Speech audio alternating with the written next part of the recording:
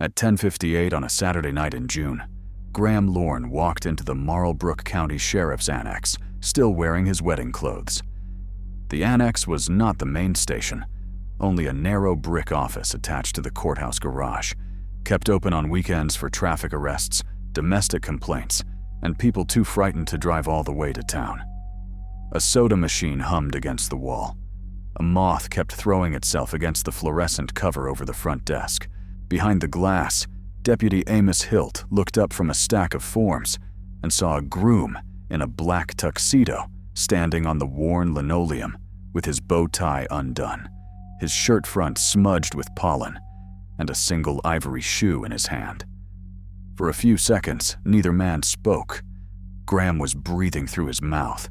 His hair, combed back for the ceremony, had fallen over his forehead in damp strands. One cufflink was gone. On the left side of his jacket, there was a pale streak that looked like dust from crushed flowers. "My wife is missing," he said. Deputy Hilt came around the counter because there was something about the word wife, something newly made and already breaking, that pulled him out of routine. He asked Graham to sit. Graham did not sit.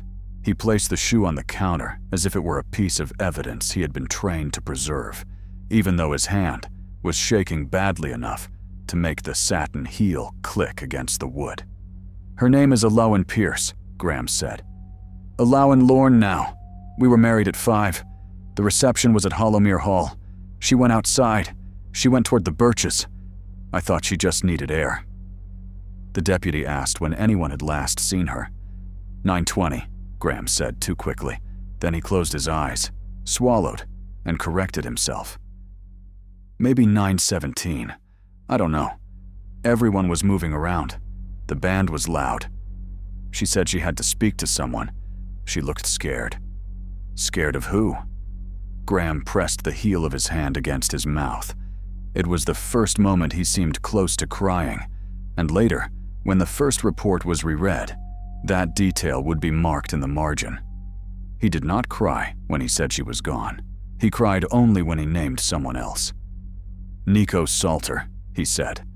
"Her half-brother. He wasn't invited. He's been threatening her.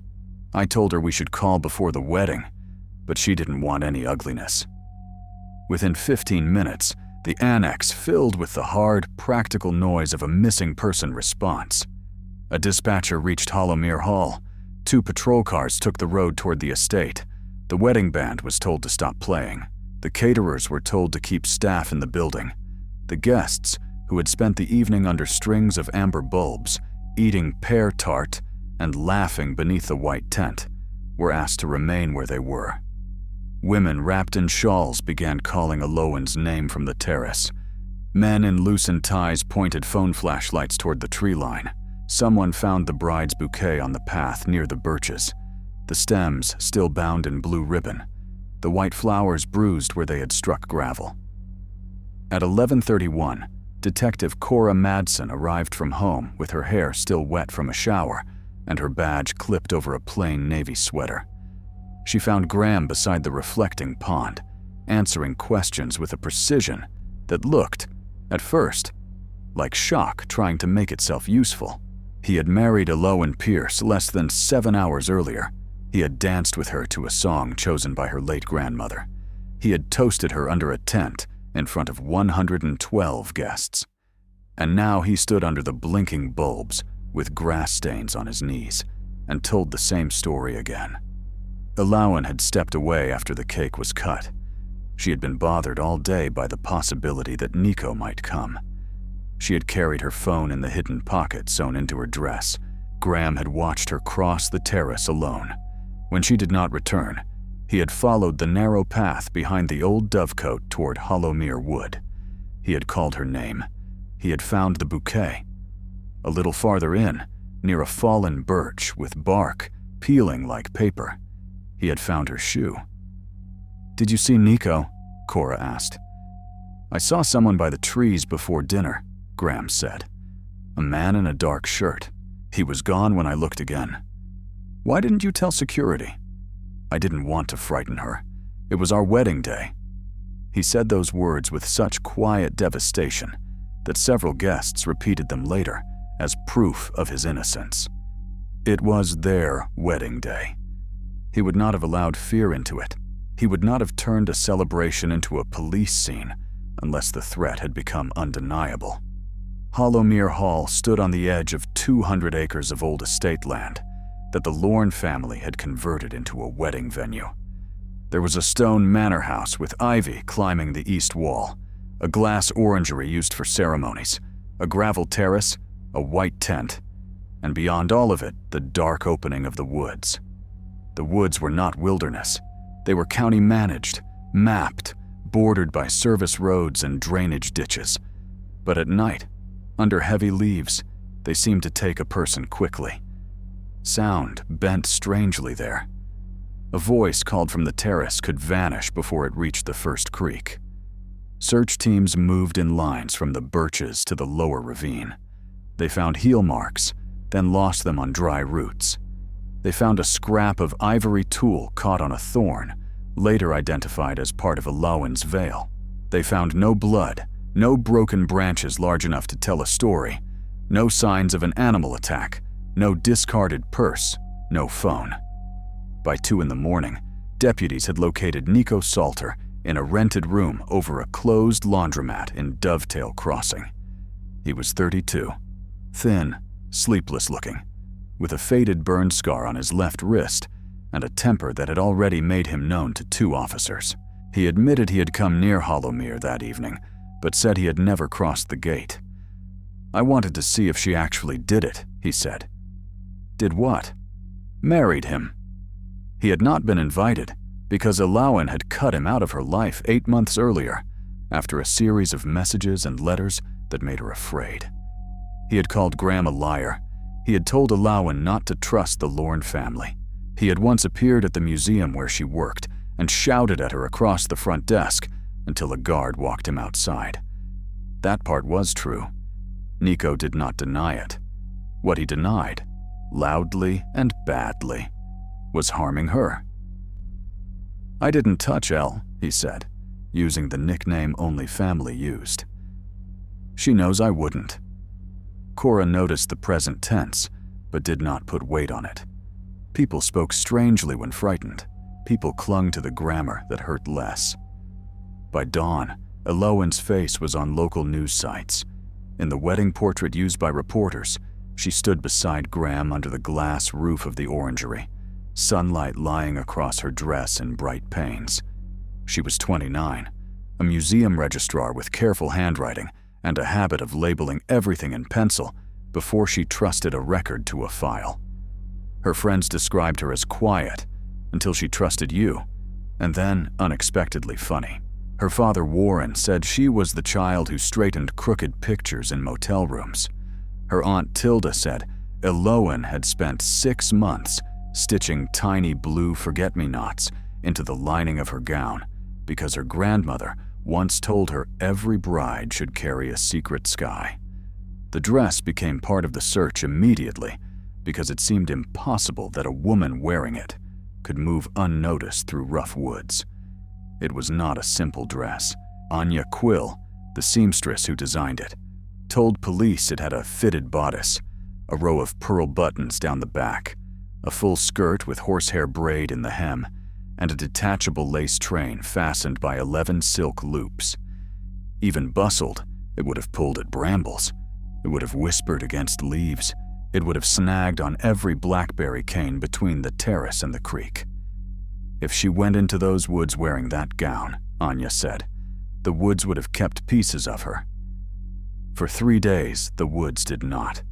The case became a public wound before it became a cold one. Divers checked the ornamental pond and the drainage basins.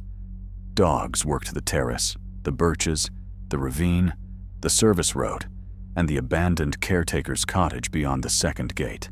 Deputies searched guest cars.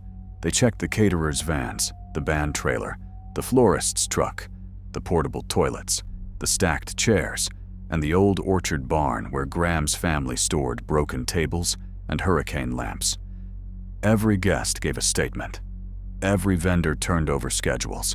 The wedding photographer surrendered memory cards. The videographer provided hours of footage. Elowen laughing nervously before the ceremony. Elowen touching her father's sleeve when he began to cry. Elowen and Graham cutting the cake while guests clapped around them. After 9:13 p.m., she disappeared from the recordings. The last confirmed image of Elowen showed her at the edge of the tent, one hand resting on the skirt of her dress, her head turned toward the manor house. Graham stood beside her, leaning close. The angle was distant and partially blocked by a waiter carrying a tray of champagne flutes. The video had no usable audio. Graham said that was the moment she told him she had seen Nico near the birches. He said she asked him not to make a scene. 3 minutes later, according to his statement, she crossed the terrace alone. No camera showed her crossing it. That fact bothered Cora, but it did not overturn the case. Hollowmere Hall had cameras at the front gate, the service court, and the bar entrance, but not along the terrace because the Lorne family believed cameras spoiled the feeling of private elegance they sold to brides. The guests were drunk, emotional, distracted by fireworks being prepared in the meadow. People remembered Elowen everywhere and nowhere. She had been by the cake. She had gone inside to adjust her bustle. She had stood near the pond. She had laughed with Tilda. She had looked pale. She had looked radiant. Memory at a wedding behaved like champagne, bright and unreliable. Graham behaved in a way people understood. He joined searches until deputies forced him to rest. He gave interviews with his hands folded around a paper cup of coffee, speaking of Elowen in the present tense for weeks. He allowed her father to sleep in the manor's east guest room because Warren could not bear to leave the last place she had been seen. He kept the reception tent up for 9 days, claiming he wanted the searchers to have shade and tables. When volunteers arrived, he stood at the gate and thanked them by name. The public chose its villain quickly. Nico had motive because he resented the wedding. He had proximity because he admitted being near Hollowmere. He had anger because everyone had seen it before. A groundskeeper reported finding boot prints near the outer fence. Someone else remembered a man with a scarred wrist at a gas station 3 miles away. A rumor spread that Nico had kept one of Elowen's childhood bracelets. Another claimed he had told a bartender that if Graham married her, no one would ever see her again. The bartender, when questioned, said he had not heard those exact words. But by then, exact words mattered less than the shape people needed. Nico was held for a parole violation on an old assault charge, questioned for 2 days, and released with no evidence tying him to Elowen after she vanished. The release angered the community. Graham said nothing against the police. He only stood in front of Hollowmere Hall, face hollowed by sleeplessness, and asked anyone who knew where his wife was to end the cruelty. Cruelty. That was the word that followed the case into its long silence. Summer dried the search paths. The white tent came down. The cake knife was boxed. The florist sent a final invoice no one opened. In September, yellow leaves began to gather against the locked door of the orangery. By Christmas, Elowen's father had returned to his small house in Briarless Road, where the wedding gifts sat unopened in a spare bedroom. He kept the dressmaker's sketch of the gown on the mantel because there was no body, no grave, and no object more hers than the dress that had vanished with her. Cora Madsen did not let the file sleep easily. She disliked the missing 3 minutes after the cake cutting. She disliked the fact that Graham knew the time of Elowen's disappearance before anyone had established it. She disliked the shoe, too. It was clean inside, with no leaf mold packed under the arch. If Elowen had run, even briefly, through the woods, the shoe should have told a dirtier story. But suspicion without leverage was only weather inside the mind. There was no witness who had seen Graham harm Elowen. There was no blood in the manor, no body in the woods, no phone signal after 9:22, except a brief ping from the north sector of Hollowmere Wood. The phone was never found. Over the winter, the investigation narrowed, widened, and narrowed again. Detectives learned that Elowen had hesitated before the wedding, but many brides hesitated. They learned that Graham could be jealous, but jealousy was not proof. They learned that Nico had written 2 ugly letters, then discovered through handwriting analysis that only one was certainly his. The second, the one that mentioned white cloth in dark trees, had been typed on an old manual typewriter with a damaged letter R. Graham said the letter had terrified Elowen so much she nearly postponed the ceremony. "Where is the letter now?" Cora asked. "In the wedding file," he said. "I gave everything to Deputy Hilt." The letter was not in evidence. Graham looked ashamed when told. "There were so many papers," he said. "Menus, vows, contracts. Maybe I lost it." It was a small failure wrapped in grief. People forgave those easily. At the 6-month mark, a regional true crime program aired a careful segment about the missing bride of Hollowmere Hall. It showed drone footage over the woods, the pond shining like a coin, the terrace empty under winter clouds. Graham appeared for 11 minutes, speaking softly from the orangery where he and Elowen had married. He had not removed his wedding ring. He said he still set a cup of tea beside the sink each morning before remembering. Viewers wrote to him. Strangers mailed prayer cards, pressed flowers, and poems. Hollowmere Hall lost bookings at first, then gained a strange kind of attention from people drawn to tragic places. Graham refused all wedding reservations for the next summer, saying the estate would remain quiet until Elowen came home. Behind that sentence later, Cora would find the first practical lie. Hollowmere had not stopped booking out of reverence. The county had frozen the venue's pending expansion permit because the disappearance made the woods an active search area. Graham could not develop the North Meadow, could not open the new glass pavilion, could not sell the timber rights along the preserve edge, and could not collect on a private event cancellation policy until the status of the case changed. Grief made a good fence. Behind it, business waited. Still, none of that explained a missing woman. The year turned. Spring came thin and cold. On the morning of the first anniversary, a storm moved across Marlbrook County before sunrise, throwing green branches across roads and tearing loose half the old campaign signs still wired to fence posts. By afternoon, the sky cleared hard and blue. The county fire marshal sent a youth forestry crew to remove fallen limbs near the east firebreak of Hollowmere Wood. It was not part of the original search grid, not exactly. The area lay beyond a shallow ditch, where the woods rose toward a ridge of beech and witch hazel. Searchers had crossed it the previous summer, but not slowly. There had been no reason to dig under every root. Rhea Flint, 17 years old, found the dress because she was smaller than the 2 boys assigned to the same section and could crawl beneath a storm-thrown beech to cut away branches caught under tension. Her saw jammed in a fork. When she reached for it, her glove brushed fabric. At first, she thought it was a feed sack. Then the branch shifted.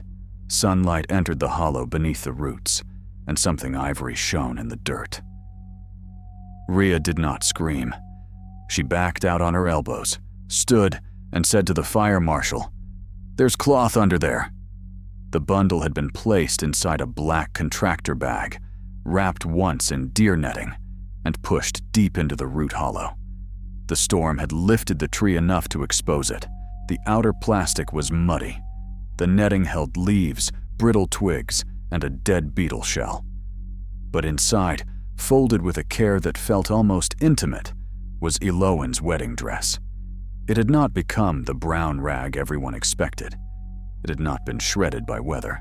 The bodice was crushed, but intact. The pearl buttons were dull with dirt, but still attached, except for 2 missing near the waist.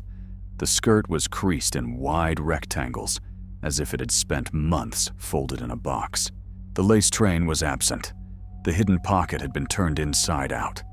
Along the hem, burrs clung to the horsehair braid, and a dark stain spread beneath the left hip, old and stiff. Not enough to tell the whole story, but enough to make every person at the scene stop speaking. Cora Madsen arrived before the dress was moved.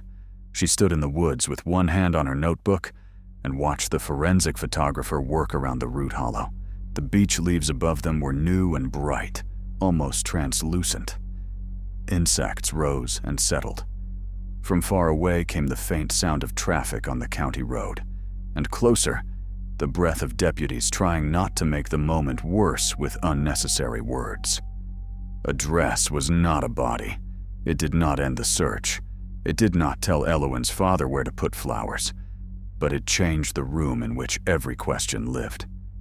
Graham was at Hollowmere Hall when Cora told him he had been overseeing repairs to the storm-damaged roof over the service court. He stepped down from a ladder, listened, and sat on the bottom rung as if his knees had been cut.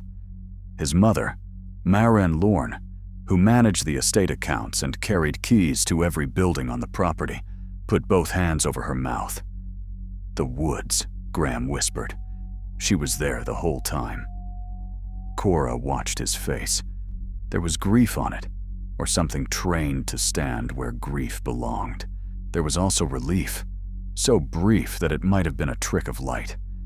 It moved through his eyes when she said the dress had been found in the east firebreak, as though some burden had reached a planned destination. "We don't know how long it was there," Cora said. Graham looked up. "What do you mean?" "I mean, we don't know yet." That was the first time she saw him angry. Not much, only a tightening around the mouth. "But it's her dress." "Yes." "In the woods." "Yes." "Then Nico put it there." Cora did not answer. The old case had taught her that Graham filled silence quickly when he disliked it. At the lab, the dress behaved less like a relic from the woods and more like a witness that had been kept waiting indoors. The contractor bag was weathered, but not as weathered as a bag left exposed through a full Marlbrook winter should have been. The outer mud contained fresh root hairs from the storm-thrown beech, which only proved the bundle had been in the hollow when the tree lifted. Inside the folds, technicians found cedar dust, lavender fragments, and fine gray grit used in old plaster. They found no colony damage consistent with a year of insects nesting in fabric. The pollen on the inner bodice came from dried orchard blossoms and greenhouse lilies, not from the east firebreak. The burrs on the hem were from a plant that had not sprouted in that section of the woods until late August, 2 months after Elowen disappeared. The stain beneath the left hip was human blood. The amount was small. The pattern suggested contact, not a wound, bleeding freely into the dress. The skirt had been cut from the inside near the lower back, a clean, short slice made by sharp shears. Someone had opened the dress after Elowen wore it. The most important thing was easy to miss. Sewn into the inner waist, beneath Anya Quill's maker's label, was one of Elowen's blue forget-me-nots. It had been partly torn loose, and caught in the torn thread was a tiny crescent of dark green paint. Anya Quill identified the dress in person 2 days later. She came to the evidence room carrying her own file, though no one had asked for it, and stood with a seamstress's stillness over the table. Her eyes moved across the bodice, the hem, the damaged waist, the missing train. "That's Elowen's," she said, "but this wasn't done by Bramble." "What wasn't?" Cora asked. Anya pointed without touching. "The cut, the strain here. Someone had the dress on a flat surface, or on a body that was not standing. The fabric was pulled upward. See the bead thread?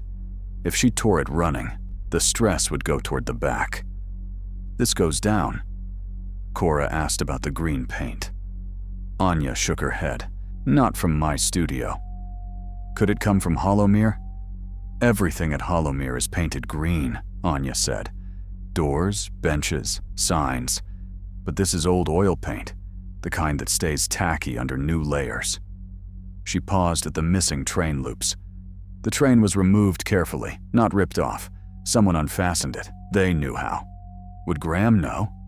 "He sat through 2 fittings," Anya said. "He made jokes about needing instructions. Elowen showed him because he was supposed to bustle the dress after the ceremony." The dress did not accuse him. Not yet. But it refused his story in small, exact ways. It had not spent a year exposed. It had not been torn from a woman fleeing through woods. It had not been hidden by someone who handled it in panic. It had been folded, stored, carried, planted. Cora and Detective Arlen Shaw rebuilt the wedding day from the dress outward. They spread timelines over the conference table until the room looked papered in uncertainty. At 8:41, Elowen and Graham cut the cake. At 8:52, the photographer took group portraits by the pond. At 9:03, fireworks were delayed because of wind. At 9:07, Elowen's Aunt Tilda saw Elowen near the manor hallway with one hand pressed to her stomach. At 9:10, a bartender saw Graham cross the terrace toward the service court, not the tent. At 9:13, the last video image captured Elowen at the tent edge. At 9:17, according to Graham, she told him she had seen Nico. At 9:20, he said she walked toward the birches. At 9:27, a server heard Graham shouting her name near the pond. At 9:34, he told guests she was missing. At 10:58, he arrived at the annex with her shoe. The problem was the space between 9:13 and 9:27. 14 minutes. A life could disappear inside 14 minutes if enough people were distracted, and the person making the distraction knew the building better than anyone else. Hollowmere Hall had once been a family estate built around an orchard. Before it hosted weddings, it had held apple presses, cold rooms, linen closets, gardener's sheds, a dovecote, a carriage barn, and a narrow service passage that ran behind the orangery to keep staff invisible during parties. Guests experienced the place as romance. Old stone, warm lights, polished floors, doors opening at just the right moment. Staff experienced it as roots. From the tent edge, one could step into the manor hall, pass through a green-painted door beside the cloakroom, cross the service passage, and emerge at the laundry court without being seen by anyone on the terrace. Cora walked that route on the third day after the dress was found. The green door stuck at the bottom. When she pushed it open, a crescent of paint flaked from the jamb and fell to the floor. She crouched. The paint was dark green under a newer cream layer. Old oil paint, softened by humidity. The missing crescent on the jamb was small, but it matched the shape in the torn thread from Elowen's dress, closely enough to earn a forensic comparison. When Cora stood, she saw scratch marks on the inside of the door at waist height. They had been painted over after the wedding. The paint job was sloppy, only if you knew where to look. Maren Lorne said the door had been repainted during routine maintenance in October. Who did the work? Graham did some. A handyman did the rest. Which handyman?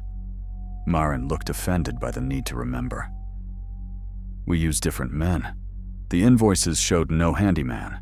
They showed paint purchased by Graham 3 weeks after Elowen vanished. The first warrant for Hollowmere after the dress discovery was limited.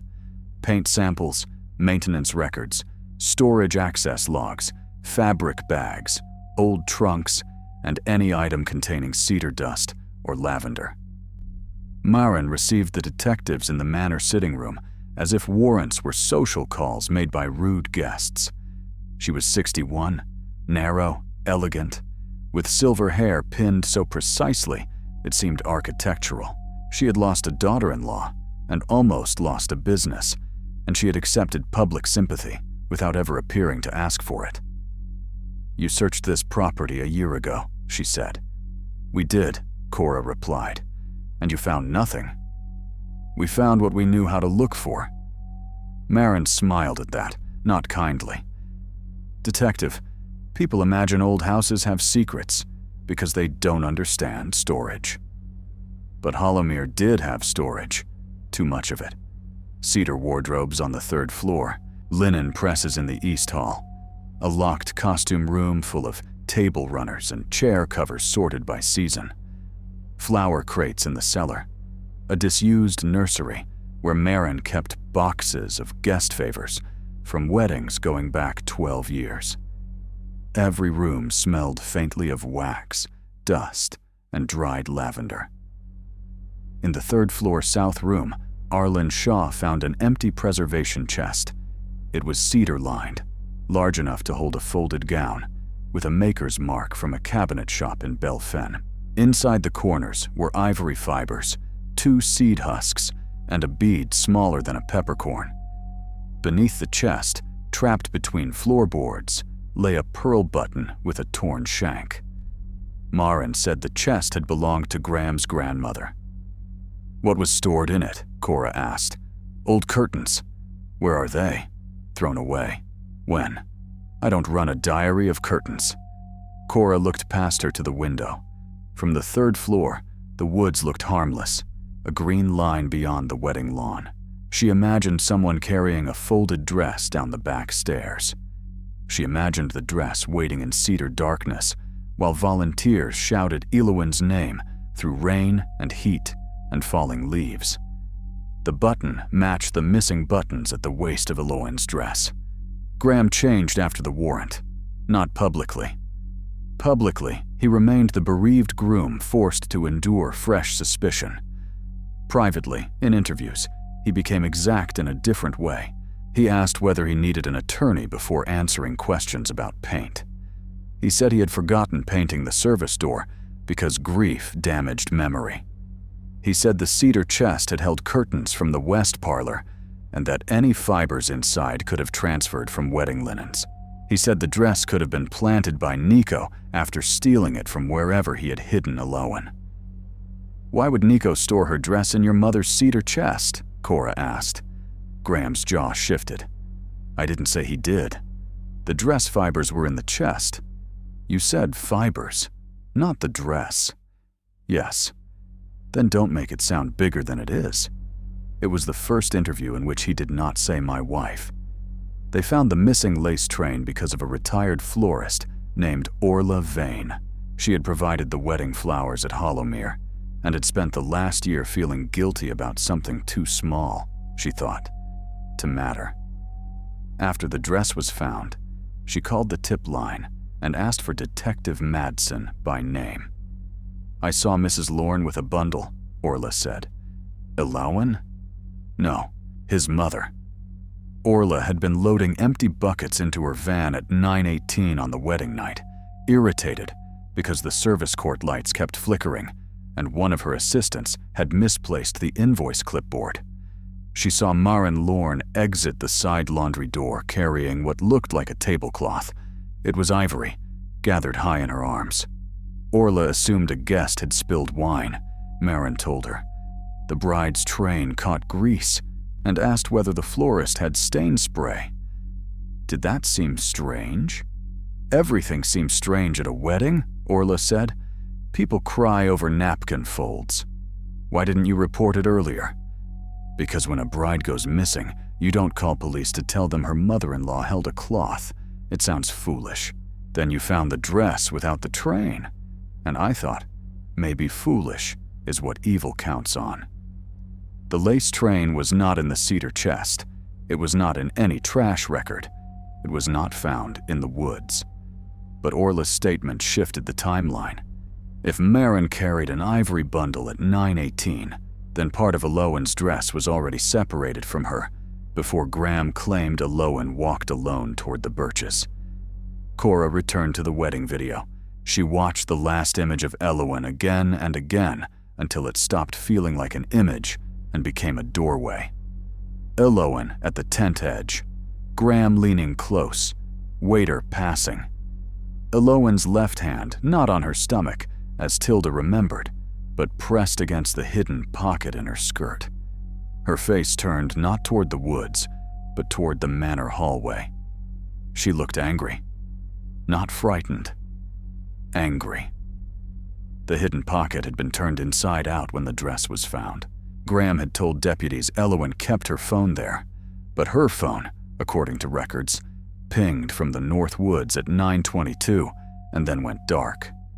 If someone had taken the phone from the pocket before the dress was removed, the pocket would be disturbed. The question was, why? Allawan's museum office gave the answer a week later, not through drama, but through filing. Her supervisor, Callum Reed, had kept a box of her desk contents sealed in storage because he could not bring himself to give it to Warren Pierce. Inside were pencils, cotton gloves, a chipped mug, a list of wedding thank you notes, and a red folder marked "Return After Honeymoon."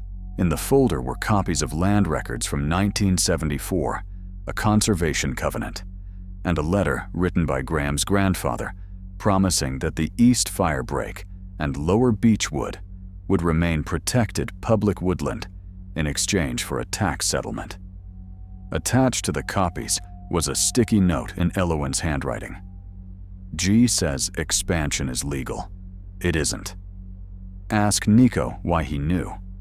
Nico Salter, once brought in again, laughed without humor when Cora showed him the note. "I told her," he said. "I told her he was lying." About the expansion? About everything. Nico and Allawan had not been enemies all their lives. They had been children in the same house for 4 years after Allawan's mother married Nico's father. The marriage failed, but Nico remembered Allawan hiding in a pantry to read field guides and giving him half her lunch when his father forgot to pack one. Years later, when he worked briefly as a grounds laborer at Holomere, he found survey stakes in the protected woods and saw Graham meeting with a developer near the East Firebreak. He tried to tell Allawan. Graham intercepted him, called him unstable, and warned Allawan that Nico wanted money. Then threatening letters appeared, and Allawan cut Nico off. "I wrote one letter," Nico said. "The ugly one. I was mad. I said she'd regret marrying him. I never wrote about white cloth and trees. I never threatened to hurt her. Why did you come to Holomere that night?" "Because she called me." Cora sat back. "When?" "That afternoon, before the ceremony. She said she found the covenant. She said I was right about the woods, but wrong about why. She thought Graham's mother was involved. She asked me not to come inside, just be near in case she needed a ride." "Why didn't you tell us this a year ago?" "Because the call disappeared from my phone." Records from Nico's carrier showed a brief incoming call from Holomere's landline at 3:42 p.m. on the wedding day. It had not been pulled in the first investigation because detectives focused on Allawan's cell phone and Nico's threats after the ceremony. The call lasted 2 minutes and 11 seconds. The Manor landline was in Maren Lorne's office, but on the wedding day, staff used extensions throughout the building. No recording existed. Still, it proved contact Graham had denied. Cora asked Nico what Allawan had sounded like. "Quiet," he said. "Not scared. Like she'd made up her mind and hated that it hurt." Hated that it hurt. That phrase stayed with Cora because it fit the last video image better than Graham's story did. Allawan angry at the tent edge, hand over pocket, turning toward the manor. A woman not running from an uninvited brother, but walking toward a confrontation she had postponed until the vows were already said and the public performance was almost complete. The land records turned motive into something with dates. Holomere Hall survived by selling romance, but its future depended on expansion, a larger pavilion, luxury cabins, a private road, and exclusive use of the East Firebreak for ceremonies in the woods. The conservation covenant made that impossible. Graham had told investors the covenant was unenforceable. He had told county planners no public protection existed. Allawan, whose museum work often involved old property documents, found the original covenant when she helped the county archive a box of estate papers donated by a retired solicitor. 3 days before the wedding, she accessed the file again. The morning of the ceremony, she printed copies. Why marry him after finding them? Warren Pierce could not answer. Tilda could. Because Allawan kept hoping people would tell the truth if she gave them one more chance, Tilda said. It was her worst habit. She thought patience was the same as mercy. What would she have done? She would have married him if he admitted it and stopped the expansion. She would have left him if he lied. At the reception? At the altar, if she had to. But Elowen had not left at the altar. She had smiled in the wedding portrait. She had signed the license. She had eaten one bite of pear tart and pressed her hand to her pocket, as if carrying a paper sharp enough to cut through satin. The second search of Hollowmere was no longer polite. Deputies opened sealed paint cans, pulled old carpets from storage, checked the orchard barn, tested drains, and removed the green service door from its hinges. Behind the door's lower hinge, protected from repainting, they found a smear of dried blood so small it could have passed for rust. DNA testing matched Elowen's father as a possible parent contributor, and later matched Elowen through her toothbrush. The amount did not prove death. It proved injury in the service passage Graham claimed Elowen never entered. A former server named Faye Ludd then changed her statement. At the time of the disappearance, she had been 19, newly hired, and terrified of being blamed for any disorder at a Lorne event. She had told deputies she saw nothing unusual. After the dress was found and the service door was removed, she came in shaking and said she had heard something. "I was in the scullery," Faye said. "The little room behind the bar. I wasn't supposed to use my phone, but my mother kept calling because my brother had a fever. I heard Mrs. Lorne say, 'Not here, Graham.' Not loud. Like when someone drops a glass at a dinner party and you don't want guests to turn." "When was this?" "After the cake, before everyone started yelling for the bride." "Did you hear Elowen?" Faye rubbed the corner of a tissue until it shredded. "I heard a woman say, 'You put him in the woods because you needed a monster.' I didn't know what it meant." Cora knew. Nico. The threatening letters. The man in the dark shirt. Graham had not only framed a suspect after Elowen vanished, he had prepared one before she did, building a monster at the edge of his wedding, so that if Elowen exposed him, her fear would already have a name. The typewriter with the damaged R was found in a locked cabinet in Marin's office. It was an old portable machine used for decorative menus at vintage-themed weddings. The ribbon still carried impressions from seating cards, vendor labels, and beneath them, fragments of the missing threatening letter. White cloth, dark trees. You'll be sorry before the night is done. Graham said any guest could have used it. Marin said the cabinet was often unlocked, but the key to the cabinet was on her ring, and the seating cards had been typed by Graham 2 nights before the wedding because Elowen disliked the font. The case was no longer a cold missing person file. It became a room filling with oxygen after a year underground. Still, the hardest question remained. Where was Elowen? The dress had been hidden and then planted. The blood at the service door proved injury, but not what came after. The train was missing. The phone was missing. The body was missing. Prosecutors warned Cora that juries could believe Graham panicked after an accident, or Marin concealed evidence without knowing a murder occurred, or Nico returned unseen. The evidence was powerful, but incomplete. The original lie had been dismantled, but the truth still needed a place. Cora found the place through a gardener who did not know he had been important.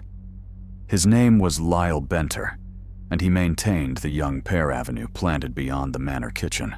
The trees had been added 2 days after the wedding, a memorial gesture, Graham said, because Elowen loved pears, and their wedding dessert had been pear tart. Local news photographed him planting the last sapling with muddy hands. People cried over the image. It showed grief doing something living. Lyle came forward after seeing a report about the green service door. He said the pear trees had not been scheduled for that week. "Mr. Lorne called me Sunday morning," he said. "Morning after the wedding. I thought he'd be in no state, but he had a list. 12 trees, already paid for," said Mrs. Lorne wanted the order delivered and planted fast because the soil was open from irrigation work. What irrigation work?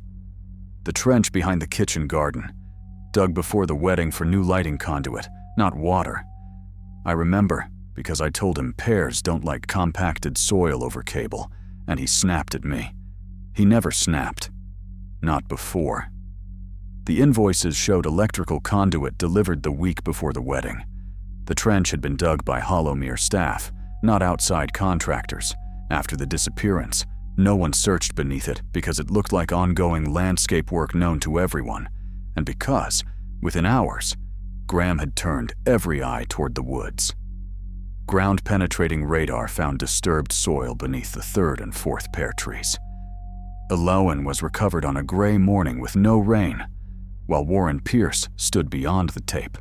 With Tilda holding his hand so tightly, both of them seemed carved from the same hurt. Cora did not let them see the work. She could not protect them from the truth, but she could protect them from the shape of it. The remains were wrapped in the missing lace train and a cream banquet cloth. With them were the broken clasp of Elowen's hair comb, 2 pearl buttons, and a damp, ruined copy of the Conservation Covenant folded into a plastic sleeve. The woods had never taken her. She had been under the pear trees while guests returned to cars, while volunteers searched ravines, while Graham thanked strangers at the gate, while the first leaves fell, while snow silvered the manor roof, while he spoke on television about setting tea beside the sink. When Cora told Graham the warrant had expanded to the Pear Avenue, he did not ask whether they had found Elowen. He asked whether Maren was at the house. That, too, went in the margin. Maren broke first, though not out of remorse in any simple sense. She broke because she had spent a year believing her son would hold the shape of the lie better than he did. In the interview room, beneath flat ceiling light, she looked older than she had at Hollowmere, her silver hair unpinned, her lipstick faded at the edges. "It was an accident," she said.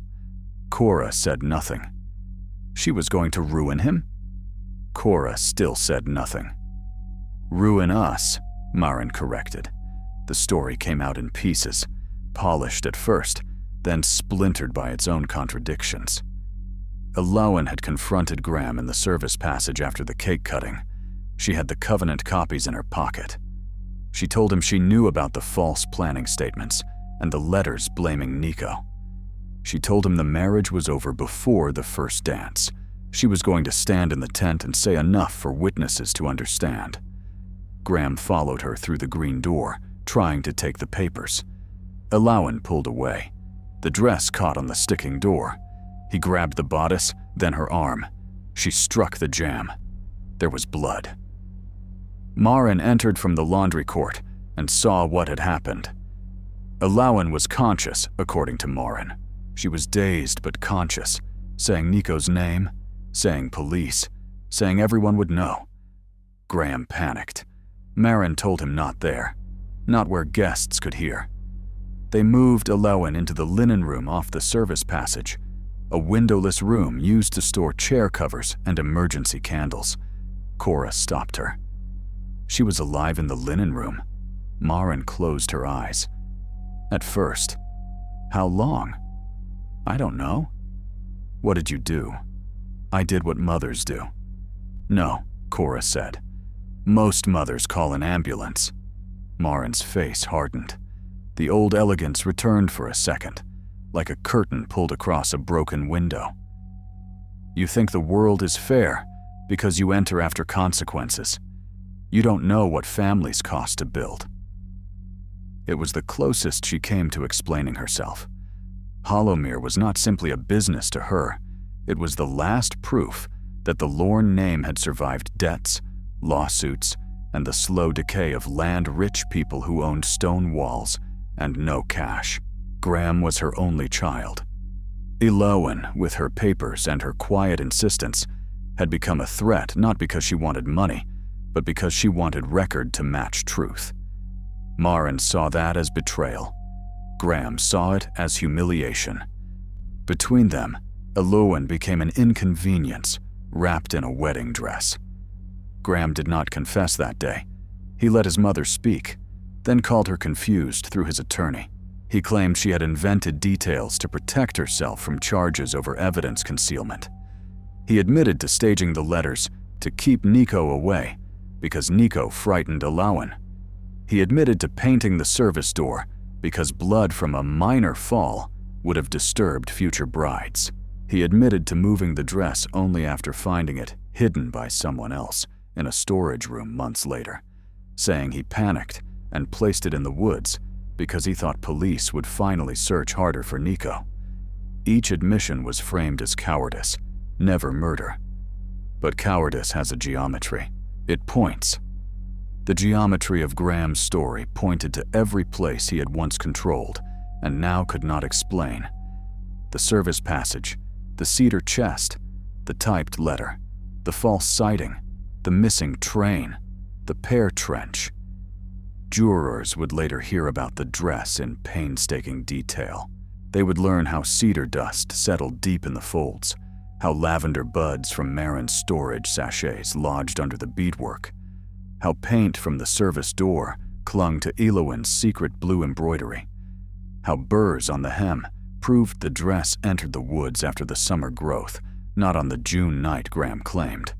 They would hear Anya Quill explain that the gown had been opened by someone who knew its fastenings.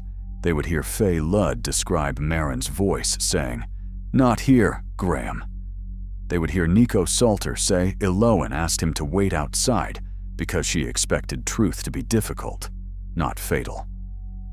Warren Pierce attended every day of trial. He sat in the second row with the posture of a man determined not to grant his daughter's killers the comfort of looking away. On the third day, the prosecutor displayed Eloin's dress on a padded form. It no longer looked bridal. It looked like weather that had learned a human shape. The courtroom became so quiet that the bailiff's radio crackle in the hallway made several people flinch. Graham stared at the table. Marin stared at the dress. Nico stared at the floor. Anya Quill cried only when the prosecutor asked about the blue forget-me-nots.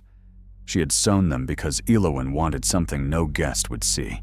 A secret sky, she said, and had to stop until the judge gave her water. The defense tried to make the woods large again. It suggested Nico could have entered the estate unseen. It suggested an unknown person could have used the service passage. It suggested the dress, once found, had become a magnet for interpretation. Every fiber turned into accusation because police were embarrassed by a failed first investigation. But the woods were no longer large enough to hold the lie. The dress had made the case smaller. It took the story out of darkness and placed it in rooms with doors, keys, paint, schedules, and people who chose not to call for help. Graham was convicted of second-degree murder, evidence tampering, obstruction, and filing a false report. Marin was convicted of manslaughter as an accomplice after the fact in the fatal restraint, evidence concealment, and conspiracy to obstruct. The legal language could not hold everything. It could not hold the pear trees, or the teacup Graham claimed he set out each morning, or the way Warren folded forward when the verdict was read, not in triumph, but in the exhausted collapse of someone whose imagination could finally stop searching the wrong place. Hollowmere Hall closed before sentencing. The expansion permit was denied permanently after the original conservation covenant was restored to the county record. The east fire break, where the dress had been planted, became protected woodland in fact, as well as on paper. The pear avenue was removed at Warren's request. He did not want fruit growing from the soil that had hidden his daughter. In its place, the county planted low white meadow flowers and set a small marker without a surname change. Eloin Pierce, beloved daughter, friend, and keeper of true records. Nico did not attend the dedication.